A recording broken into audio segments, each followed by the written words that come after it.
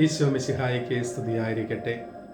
നാം നമ്മുടെ ജീവിതത്തിൽ ഒരുപാട് പേരെ സ്നേഹിക്കുന്നവരാണെങ്കിലും അവർക്കെല്ലാം ഉപരിയായി നാം പ്രത്യേകമായൊരു വ്യക്തിയെ സ്നേഹിക്കുന്നുവെങ്കിൽ നമ്മുടെ സഹനങ്ങളിൽ, വേദനകളിൽ നാം ഒറ്റപ്പെടുമ്പോൾ നമ്മോട് ചേർന്നിരുന്ന വ്യക്തിയായിരിക്കാമെന്ന് നമുക്ക് നിസ്സംശയം പറയുവാനായിട്ട് സാധിക്കും.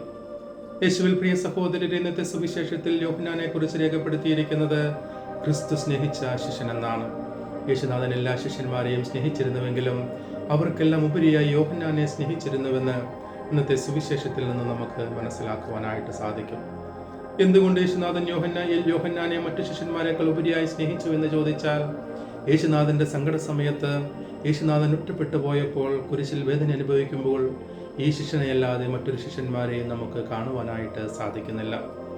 മാത്രമല്ല, ഒരു യഹൂദന്റെ പ്രധാനപ്പെട്ട കടമകളിൽ ഒന്നാണ് തൻ്റെ അമ്മയെ സുരക്ഷിതമായി താമസിപ്പിക്കുക എന്നുള്ളത്. യോഹന്നാനോട് ഇതാ നിന്റെ അമ്മ എന്ന് പറഞ്ഞുകൊണ്ട് പരിശുദ്ധ കന്യകാമറിയത്തെ ഏൽപ്പിച്ചു കൊടുക്കുമ്പോൾ യോഹന്നാന്റെ സുവിശേഷം 19-ാം അധ്യായം 27-ാം വാക്യത്തിൽ നാം വായിക്കുന്നത്, ആ ശിഷ്യൻ ആ അമ്മയെ സ്വഭവനത്തിൽ സ്വീകരിച്ചു എന്നാണ്. യേശുനാഥൻ എല്ലാ ശിഷ്യന്മാരെ സ്നേഹിച്ചുവെങ്കിലും യോഹന്നാനെ അമിതമായി സ്നേഹിച്ചിരുന്നുവെന്ന് നാം മനസ്സിലാക്കിയതുപോലെ യേശുനാഥൻ നാം എല്ലാവരെയും സ്നേഹിക്കുന്നുവെങ്കിലും നമ്മെ പ്രത്യേകമായി യോഹന്നാനെ പോലെ സ്നേഹിക്കുവാൻ നാം എന്താണ് ചെയ്യേണ്ടത്?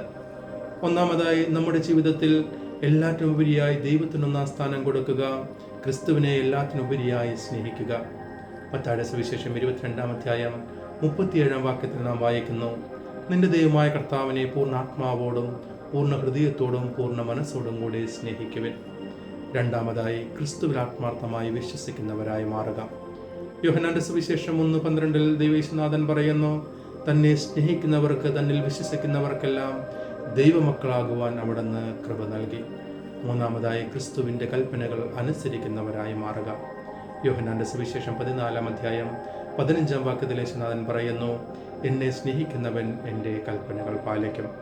നാലാമതായി, ക്രിസ്തുവിൽ ജീവിക്കുന്നവരായി മാറുക. യോഹന്നാന്റെ സുവിശേഷം 15-ാം അധ്യായം 15-ാം വാക്യത്തിൽ യേശുനാഥൻ പറയുന്നു, നിങ്ങൾ എന്നിൽ വസിച്ചാൽ ഞാൻ നിങ്ങളിലും വസിക്കും. അഞ്ചാമതായി, ക്രിസ്തു നമ്മോട് ആവശ്യപ്പെടുന്നത് പോലെ നമ്മുടെ സഹോദരരെ സ്നേഹിക്കുന്നവരായി മാറുക. 1 യോഹന്നാൻ 4:20 നാം വായിക്കുന്നു, ഒരുവൻ ദൈവത്തെ സ്നേഹിക്കുന്നു എന്ന് പറയുകയും സഹോദരനെ വെറുക്കുകയും ചെയ്യുന്നവൻ നുണ പറയുന്നു. കാരണം കാണപ്പെടുന്ന സഹോദരനെ സ്നേഹിക്കുവാൻ സാധിക്കാത്തവന് കാണപ്പെടാത്ത ദൈവത്തെ സ്നേഹിക്കുവാൻ സാധിക്കുകയില്ല. ഈ ഒരു ബോധ്യത്തോടുകൂടി ഇപ്രകാരമെല്ലാം ജീവിക്കുമ്പോൾ മാത്രമാണ് യോഹന്നാനെ സ്നേഹിച്ചതുപോലെ ക്രിസ്തു നമ്മെയും പ്രത്യേകമായി സ്നേഹിക്കുന്നത് എന്നൊരു ബോധ്യം നമുക്കെല്ലാവർക്കും ഉണ്ടായിരിക്കണം. അതിനാൽ പ്രിയ സഹോദരരെ, എല്ലാവരെയും സ്നേഹിക്കുന്നത് പോലെയല്ല ദൈവം എന്നെ സ്നേഹിക്കേണ്ടത്. പ്രത്യേകമായി ദൈവം എന്നെ സ്നേഹിക്കണമെന്ന് നാം ആഗ്രഹിക്കുന്നുവെങ്കിൽ ഇപ്രകാരം വചനാധിഷ്ഠിതമായി ജീവിതം നയിക്കുവാൻ നാം ആത്മാർത്ഥമായി പരിശ്രമിക്കണമെന്ന് നാം എല്ലാവരും മനസ്സിലാക്കണം. യാക്കോബ് ശ്ലീഹയുടെ ലേഖനം 4:8 നാം വായിക്കുന്നത്, ദൈവത്തോട് ചേർന്നിരിക്കുവിൻ, അവിടുന്ന് നിങ്ങളോടും ചേർന്നിരിക്കും. ഈ ഒരു ബോധ്യത്തോടുകൂടെ ദൈവത്തോട് ആത്മാർത്ഥമായി ചേർന്നിരുന്നുകൊണ്ട് ക്രിസ്തു യോഹന്നാനെ സ്നേഹിച്ചതുപോലെ നമ്മെ സ്നേഹിക്കുവാൻ നമുക്ക് ആത്മാർത്ഥമായി ആഗ്രഹിക്കുകയും അതിനായി നമ്മുടെ ജീവിതം ക്രമപ്പെടുത്തുകയും ചെയ്യാം. ദൈവം നമ്മെ എല്ലാവരെയും സമൃദ്ധമായി അനുഗ്രഹിക്കട്ടെ. എല്ലാ ദിവസവും വചനം വായിക്കുവാനും വിശുദ്ധിയിൽ ജീവിക്കുവാനും പരിശ്രമിക്കുക. ഇന്നത്തെ സുവിശേഷത്തിൻ്റെ വെളിച്ചത്തിൽ ജീവിക്കുവാൻ പരിശുദ്ധി അമ്മയോട് ചേർന്നുകൊണ്ട് ഒരു രഹസ്യം ചൊവ്വാരത്തിൽ നമുക്ക് കാഴ്ചവെക്കാം.